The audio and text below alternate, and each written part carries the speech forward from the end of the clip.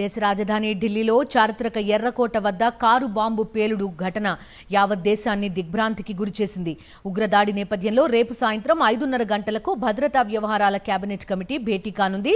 ప్రధాని నరేంద్ర మోదీ అధ్యక్షతన ఈ కీలక సమావేశం జరగనుంది.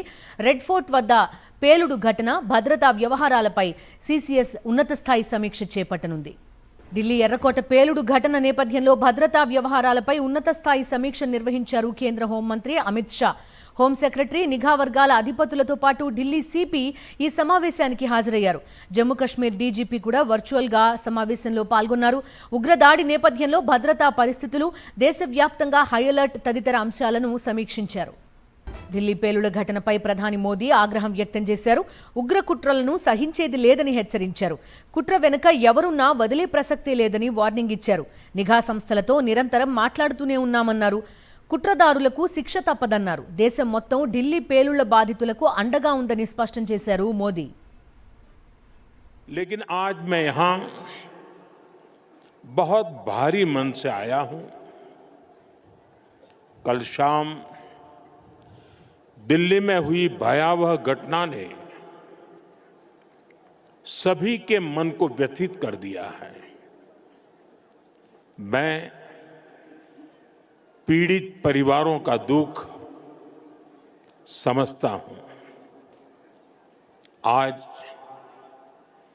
पूरा देश उनके साथ खड़ा है. मैं कल रात भर इस घटना की जांच में जुटी सभी एजेंसियों के साथ,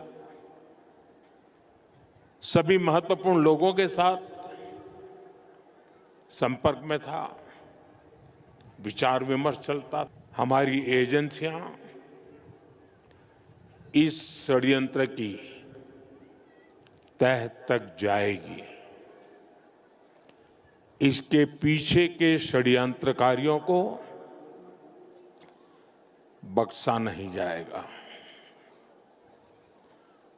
All those responsible will be brought to justice. Right, భద్రతా వ్యవహారాల కేబినెట్ కమిటీ సమావేశం రేపు జరగబోతోంది. ప్రధాని నరేంద్ర మోదీ ఈ సమావేశానికి అధ్యక్షత వహించబోతున్నారు. అదేవిధంగా ప్రస్తుతం ఢిల్లీ పేలుళ్లకి సంబంధించి ముమ్మర దర్యాప్తు కూడా కొనసాగుతోంది. వీరి మూలాలు ఎక్కడున్నాయి, అదేవిధంగా వీళ్ళ హ్యాండ్లర్స్ ఎవరు అనే అంశాలపైన కూడా ప్రస్తుతం దర్యాప్తు సంస్థలన్నీ కూడా దృష్టి పెట్టిన పరిస్థితి. ఈ పేలుళ్లకి సంబంధించి అదేవిధంగా భద్రతా వ్యవహారాల కేబినెట్ కమిటీ సమావేశం పైన పూర్తి అప్డేట్స్ అందిస్తారు. వెంకటేష్ మనతో పాటు జాయిన్ అవుతున్నారు. వెంకటేష్, చెప్పండి, రేపు ఒక కీలక సమావేశం ఉండనున్నట్టుగా చెప్తున్నారు. ఆ అప్డేట్స్ తో పాటు ప్రస్తుతం జమ్మూ కాశ్మీర్ మొత్తం కూడా కొంత హై అలర్ట్ లో ఉంది. ఎక్కడికక్కడ తనిఖీలు ఇవన్నీ కూడా చేస్తున్నట్టుగా చెప్తున్నారు. ఎలా అర్థం చేసుకోవాలి ఈ ఘటనని? ఒకటి, జమ్మూ కాశ్మీర్లో చోటు చేసుకున్న పరిణామాలు, ఆపరేషన్ సింధూర్ తర్వాత ఒక ప్రతీకారంగా దీన్ని చూడాల్సిన పరిస్థితి ఉంటుందా? ఎలా భావిస్తోంది కేంద్రం? మీ దగ్గర ఉన్న వివరాలేంటి? ఢిల్లీ పేలుళ్ల ఘటనను కేంద్ర ప్రభుత్వం చాలా సీరియస్ గా తీసుకుంది. స్వయంగా ప్రధానమంత్రి నరేంద్ర మోడీ స్పందించారు.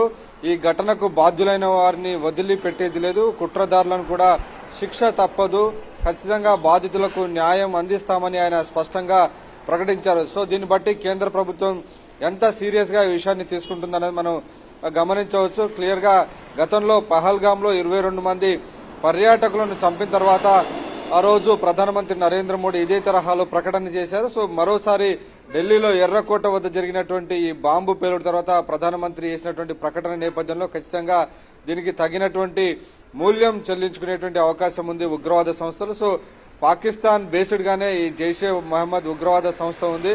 సో ఆ హ్యాండ్లర్ సంబంధించినటువంటి సమాచారం కన్ఫర్మేషన్ రావాల్సింది. ఇంటరాగేషన్ కొనసాగుతుంది. కొద్దిసేపటి కిందటే జమ్మూ కాశ్మీర్ లో డాక్టర్ ఉమర్ మహమ్మద్ కు సంబంధించినటువంటి 2 సోదరులను, ఆయన తల్లిని, అలాగే మరికొద్ది మందిని స్టాఫ్ ను కూడా అరెస్ట్ చేశారు. మొత్తం 6గురిని అరెస్ట్ చేశారు ఆయన సంబంధికులు. వీరిని ఇంటరాగేషన్ చేస్తే ఖచ్చితంగా కొంత సమాచారం వచ్చేటువంటి అవకాశం ఉంది. నిన్న ఉదయంలో ఫరీదాబాద్ నుంచి డాక్టర్ ఉమర్ మహమ్మద్ కారు నడుపుకుంటూ ఆయన ఢిల్లీకి వచ్చి ఆ 7 గంటల సమయంలో ఎర్రకోట వద్ద బాంబు పేల్చడంతో దాదాపు 9 మంది స్పాట్ లో చనిపోగా ఈ రోజు మరొక 3 చనిపోయారు. మృతుల సంఖ్య ఈ రోజు 12కి చేరినటువంటి పరిస్థితి. సో ఆ నేపథ్యంలో దేశవ్యాప్తంగా హై అలర్ట్ ప్రకటించారు.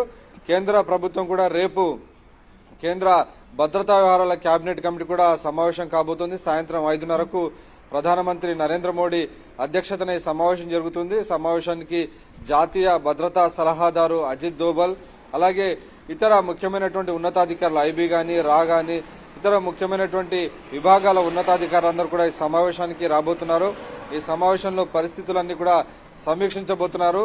సో ఆపరేషన్ సింధూర్ తరహాలోనే మరొక ఆపరేషన్ నిర్వహిస్తారా, లేకుంటే ఈ ఘటనకు సంబంధించినటువంటి అన్ని వివరాలు తెలిసేంత వరకు కంప్లీట్ గా ఇంట్రాగేషన్ చేసిన తర్వాత కంప్లీట్ ఇన్వెస్టిగేషన్ రిపోర్ట్ వచ్చేంత వరకు వెయిట్ చేస్తారన్నది మనం వేచి చూడాలి. డెఫినెట్ గా దేశ రాజధానిలో నడిబొడ్డున జరిగినటువంటి ఈ ఘటనను చాలా సీరియస్ గా ప్రభుత్వం భావిస్తోంది. ప్రధానమంత్రి నరేంద్ర మోడీ స్వయంగా ఈ కుట్రదారులకు హెచ్చరిక జారీ చేశారు. ఖచ్చితంగా వారందరికీ శిక్ష విధిస్తాం, ఖచ్చితంగా వారు మూల్యం చెల్లించక తప్పదని ఒక స్ట్రాంగ్ వార్నింగ్ ఇచ్చినటువంటి నేపథ్యంలో ఆ దిశగా కేంద్ర ప్రభుత్వం భద్రతా బలగాలన్నీ ఆ దిశగా చర్యలు తీసుకునేటువంటి అవకాశం కనబడుతోంది.